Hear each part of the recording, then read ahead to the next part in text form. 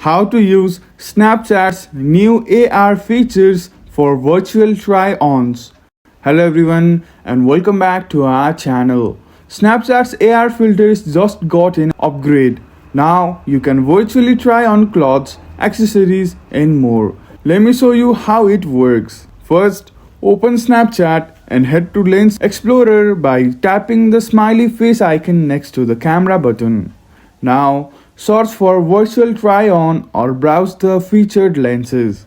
Next, select a filter like sunglasses or clothing and watch as it fits perfectly to your look in real time.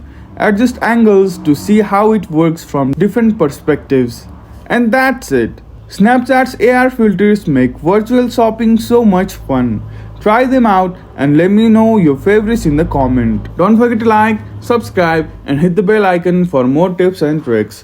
Thank you for watching and we will see you again in the next video.